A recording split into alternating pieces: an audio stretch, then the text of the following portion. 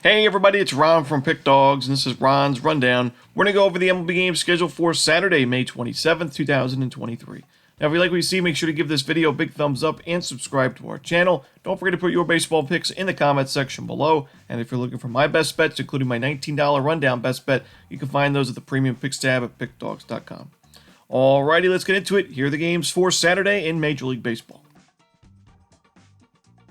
First up, it's the San Diego Padres taking on the New York Yankees. Michael Wacha and Luis Severino are your projected starters.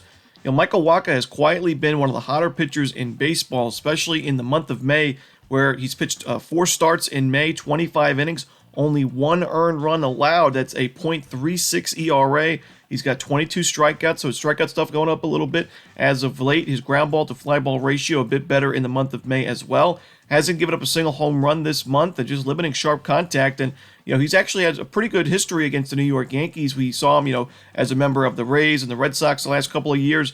And last year against New York, he pitched very well against the Yankees in 13 innings of work, a 2.08 ERA. And, it wasn't the best season for Wacha last year, but that was one of the teams that he really pitched well against. The year before, he pitched 21 2/3 against the Yankees at a 1.66 ERA. So he's kind of been a Yankee killer last couple of years. And Luis Severino on the other side, he's pitched well his first start at the major league level this year, 4 2/3, 1 earned against the Reds with 5 strikeouts. He's facing a Padres lineup that's not hit right into pitchers very well in the month of May. When you look at their numbers overall this month, they're 25th in WRC+. So I don't really like their chances against Sevy, so give me the under here in Padres-Yankees.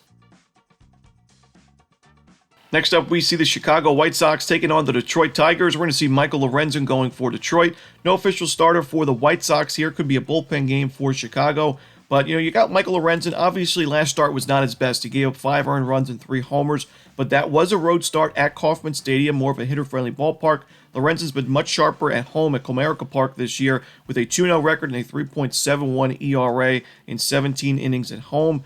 And I do think, facing a White Sox team that hasn't been great against right-handed pitchers in the month of May or just overall this season, I think this could be a good spot for Lorenzen to bounce back. The Tigers have been very competitive this season overall, but more so at Comerica Park where they have a winning record going into Friday night's game. And I think that they could win this ball game, especially if the White Sox do go with that bullpen game. We know Chicago's bullpen hasn't been very sharp this year, so give me the Detroit Tigers here. Probably going to get a really good price with Detroit. I'm going to take them on the money line. Next up, it's the Toronto Blue Jays taking on the Minnesota Twins. Chris Bassett and Pablo Lopez are your projected starters. You got 2 starting pitchers that are solid on paper. Sub-4 ERAs. However, I do think we're going to see a high-scoring game in this one. I don't really love their matchups for either of these starters, as you got Pablo Lopez facing a very tough Blue Jays lineup. It's been one of the best lineups in baseball in team OPS against righties in the month of May. And Lopez himself has really struggled at Target Field. He's pitched much better on the road. At Target Field, he's 1-1 with a 5.25 ERA in 24 innings of work. And, you look on the other side, Chris Bassett, he's fared a lot better at home. And, he's on the road here with a 4.03 road ERA.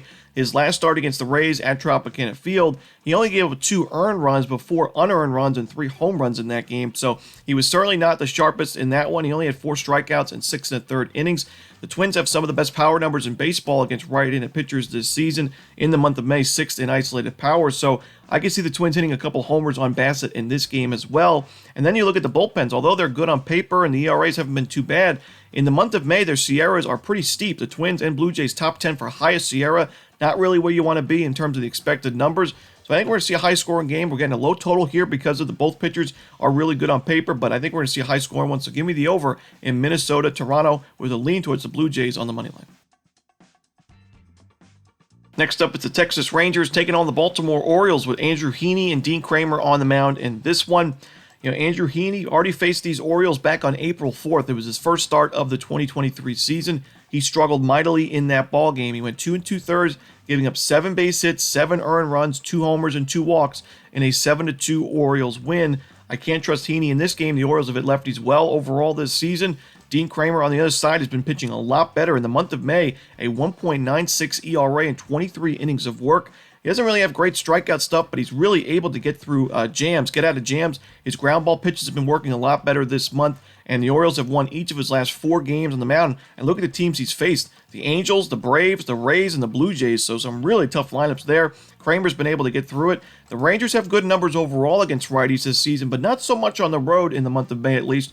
In 345 plate appearances against right-handed pitchers away from home, Texas is 22nd in baseball in team OPS, and they're 16th in isolated power, so a little bit below league average. A low walk rate and a very high strikeout rate at 26.1% is 6th highest in baseball. Got to take the Orioles in this game. They have a good bullpen. They're really never out of a ball game. They made a lot of comeback victories this year, so give me the Orioles on the money line.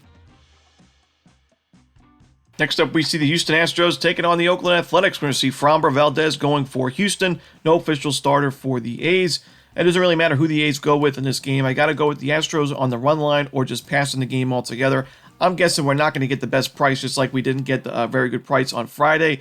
And for good reason. I mean, Framber Valdez, last start, complete game shutout against these Oakland Athletics. 9 innings, 7 strikeouts, no walks. He's just a quality start machine, basically. And at one point, the A's were hitting lefties pretty well, but not so much in the month of May. You know, as of late, this team has not done much against left-handed pitchers, where they're ranked 23rd in baseball in team OPS. They're ranked even worse, 26th in baseball in isolated power. Their strikeout rate's not too bad, but I still can't get there against Framber, who, you know, has been pitching very well this season, very consistent starter for the Astros. I think the run support will be there for Houston facing this, you know, Oakland A's pitching staff that's been one of the worst really in baseball history. So I'm going to take the Houston Astros and lay the 1.5 runs. Next up, it's the Los Angeles Dodgers taking on the Tampa Bay Rays. Clayton Kershaw and Tyler Glasnow are your starting pitchers in this one. Glasnow making a season debut for Tampa Bay. Really fun pitcher to watch. Hopefully he stays healthy. He pitched very well in the rehab outings in the minor leagues. 13 innings with 20 strikeouts. I think only 1 earned run allowed, and I think he pitches well in this spot. Probably not going to go too deep into this ball game, but we've seen him pitching. You know, he started seasons late due to injuries before, so this is not anything new for him. I think he pitches about 3-4 innings at the most, and I think he pitches well. And even against the Dodgers lineup, it's been very good against righties. On the other side, I also think the Rays are going to get some run support for Glasnow and the Rays bullpen, as Kershaw has not really been in the best of form as of late. 7 2/3 innings of work, 6 earned runs in his last 2 starts. Both Dodgers losses by 4 runs and by 5 runs. His strikeout stuff's been there, but he's also getting his pitch count up really early in ball games, so not really pitching too deep into games, walking some batters as well. The Rays are second only to the Braves in team OPS and isolated power against lefties in the month of May. So I got to go with Tampa Bay here in the first 5 innings on the money line. Next up, it's the Philadelphia Phillies taking on the Atlanta Braves. Zach Wheeler and Charlie Morton are your starting pitchers in this one. You know, Charlie Morton's last start was not his best, that's for sure. Gave up 6 earned runs and 2 homers in 5 innings against the Dodgers in an 8-6 Braves loss. But still, overall this season, I've liked what I've seen from Charlie Morton. 3.61 ERA, 54 strikeouts, and 52 1/3 innings of work. He's limited the home run ball pretty well. I mean, last game, those 2 home runs, but overall, I mean, only 6 home runs and 52 1/3 innings. Not too bad for a pitcher like Charlie Morton, who at times has had issues with the home run ball in his career. I think he pitches well here at Truist Park, where he pitched so well last year. And Zach Wheeler has not really pitched too well on the road. He's also just struggled plainly against good teams. I mean, when you look at the teams that he's pitched well against and the teams that he's not pitched well against, it makes sense. I mean, his last 2 starts against the Giants and the Diamondbacks, 2 pretty tough lineups against right-handed pitchers. Wheeler was not the sharpest. He gave up 8 total runs, 7 of those were earned in 12 innings, 2 home runs to go with it, and only 11 strikeouts. So, you know, I do think he struggles in this game. Even though the Braves' numbers against righties haven't been the best in the month of May, this is still a very tough lineup to face as any kind of pitcher, lefty or righty. So I do think that the Braves take this game. I like their chances. Give me the Braves on the money line. Next up, it's the Pittsburgh Pirates taking on the Seattle Mariners. We're going to see Roansy Contreras and Luis Castillo on the mound in this one. You know, Luis Castillo, it was nice to see him bounce back in his last game. I know it was against the Oakland A's, the worst lineup in baseball, arguably, but it's still, you know, that was an Oakland A's team that last year Castillo had some really big issues with. I think he had an ERA above 5 against the A's last year. So we know he wasn't in the best form going into that start, and he pitched well. You know, 6 innings, a strikeout or 8 strikeout baseball, no earned runs, and an 11-2 Mariners win. Exactly what you want to see if you're a Mariners fan. And we know Castillo has pitched very well at T-Mobile Park this season. 41 2/3 innings, 51 strikeouts, and a 2.16 ERA. On the other side, Roansy Contreras has been inconsistent as of late. His strikeout stuff has not been the best. His control's been off a little bit, and he's giving up a good amount of home runs. At least 1 home run in each of his last 4 games, and all 4 of those games, the Pirates lost those games by 2+ runs in each of them. So don't really love Contreras' chances in this game. Got to go with the Mariners here on the run line at home. Next up, it's the San Francisco Giants taking on the Milwaukee Brewers. Logan Webb and Corbin Burnes are your starters. You know, Corbin Burnes, his last game, 4 home runs allowed.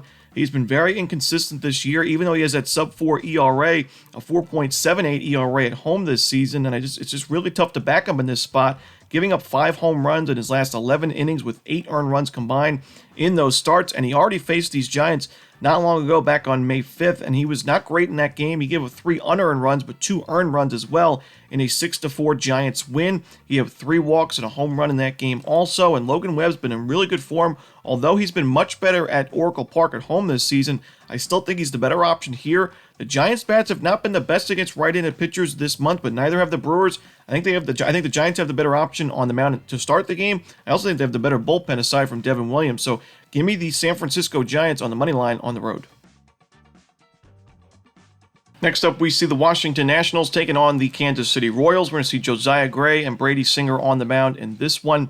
I like the over in this game. I do worry about Josiah Gray in terms of regression because I like the fact that he's not giving up a lot of home runs this year. That's the big thing that he's made a big improvement with in his game. Last year, he 2.3 home runs per 9 in 148 innings. This year, only 0.78. However, his strikeout numbers are down this year. His walks are up at 4.37 per 9. So he's got that 2.65 ERA, but a 4.93 xFIP. That's, 2 runs higher, more than 2 runs higher than his current ERA. I do think there's some regression concerns, especially when he's pitching on the road here. And Brady Singer, he's got a 7.48 ERA. I do think he's better than that ERA. However, he still had control issues. He's given up a lot of sharp contact this year. We know both of these bullpens aren't really the most trustworthy, so I expect a pretty high-scoring game in this one at Kauffman Stadium, where the wind, if it's blowing out, it's almost like a Great American Ballpark out there. It's a very hitter-friendly ballpark. So give me the over here in Washington, Kansas City. Next up, it's the Boston Red Sox taking on the Arizona Diamondbacks. We're going to see Garrett Whitlock returning from the IL. And this one, no official starter for the D-backs on the other side. It's tough to have a lot of faith in Whitlock and the Red Sox in this game. Whitlock, before going on the injured list, was struggling. His last start back on April 22nd against Milwaukee. 4 innings of work, 8 base hits, and 5 earned runs, a homer to go with it, and only 1 strikeout. And the Arizona Diamondbacks have been so good against right-handed pitchers this month. You look at their numbers, they're 3rd in isolated power, they're 1st in team OPS, their strikeout rate's only at 18.5%, which is the lowest in baseball, and their walk percentage is 2nd highest at 11.9%. It's tough to go against the Diamondbacks when they're facing a struggling righty. Give me the Arizona Diamondbacks on the money line at home. Next up, it's the Cincinnati Reds taking on the Chicago Cubs. Brandon Williamson and Jameson Taillon are your starters in this one. Now, Brandon Williamson's got that 3.6 ERA, but I don't think it's going to hold up for too much longer. He has a 6.54 expected ERA, a 5.88 FIP, and a 5.25 Sierra. He's got some regression concerns only through 2 starts so far at the big league level. His last game, 4 1/3, 3 earned runs, a homer, 4 walks to go with it. Now, the Reds bats backed him up in that one, but on the road at Wrigley Field, I do think Taillon has a good spot here to bounce back. He's got an 8.1 ERA, but much better expected numbers. The Cincinnati Reds this season and overall in the month of May have not been the best against right-handed pitchers. They're 23rd in baseball in team OPS. Their isolated power numbers are not much better either. They're ranked right around league average. So give me the Chicago Cubs on the money line with a lean towards the run line as well at Wrigley Field. Next up, we see the St. Louis Cardinals taking on the Cleveland Guardians. Jack Flaherty and Tanner Bybee are your projected starters for now, but there is no official lineup for this game, so we could see a pitching change. To me, Jack Flaherty seems like the type of starting pitcher that the Guardians can really do a lot of damage against. As sure, he's got decent strikeout stuff, but the Guardians don't really strike out much. And other than that, Flaherty has given up a lot of sharp contact, a lot of base hits, a lot of walks. 33 walks and 51 innings of work. If his control is off in this game, I do think the Guardians will get on the board early and often. And Tanner Bybee, he may not be a great strikeout pitcher, 25 Ks and 28 1/3 innings of work, but he's only given up 1 home run this season in those innings, and he's got a 3.18 ERA. He's pitched very well at Progressive Field this season. I think he's good enough here for the Guardians to grab a W at home, so give me Cleveland on the money line at home. Next up, it's the New York Mets taking on the Colorado Rockies. Justin Verlander and Chase Anderson are your starters. Chase Anderson's had a magical run so far in his first 15 2/3 innings, as somehow he has a 1.15 ERA. We know last year a 6.38 ERA, 6.75 ERA the year before. In 2020, a 7.22 ERA with the Blue Jays. And despite all that, he's had a lower strikeout rate this year so far at 3.45 than all those seasons. He's got a 5.2 xFIP right now, a 5.53 Sierra. So there's a lot of regression concerns in his game. I do think the Mets, who have been much better offensively the last week and a half, 2 weeks, I think they'll be able to get to Anderson for quite a few runs, and the Rockies bullpen as well. Justin Verlander doesn't have a ton of experience at Coors Field, but he's pitched there 15 innings of work, a 1.2 ERA, 2-0 record, 14 strikeouts, so he's been very good at Coors in his career, and I think he pitches well enough here for the Mets bats to take care of the rest. Give me the New York Mets on the run line on the road. Next up, we see the Miami Marlins taking on the Los Angeles Angels, the final game for Saturday's card in Major League Baseball. Edward Cabrera and Shohei Ohtani are your starters in this one. I just can't get there with the Marlins in this game. Edward Cabrera is coming off a quality start at Coors Field, but overall he's 0-4 with a 6.15 ERA away from Lone Depot Park this season, and I just don't think he's going to get a lot of run support in this game. The Marlins are only 2 days removed from a pretty grueling 4-game series against the Rockies at Coors Field. I still think those bats are going to be a little bit slow, and against one of the better pitchers in baseball in Shohei Ohtani, a right-handed pitcher who, the Marlins have not hit righties very well this season. I just don't like the Marlins' chances offensively. Ohtani's been much better at Angel Stadium, 3-1 with a 2.45 ERA, 41 strikeouts, and 33 innings at home this year. And I think the Angels' bats do just enough against Cabrera and the Marlins' bullpen to win this game and cover the run line. So give me the Los Angeles Angels on the run line at home. And that's it. Those are the games for Saturday in baseball. Hope you enjoyed this video. If you did, don't forget to hit that like button and subscribe. And don't forget to put your baseball picks in the comments section below. Again, if you're looking for my best bets, you can find those at Pickdawgz Premium. As always, this is Ron Romanelli. Good luck.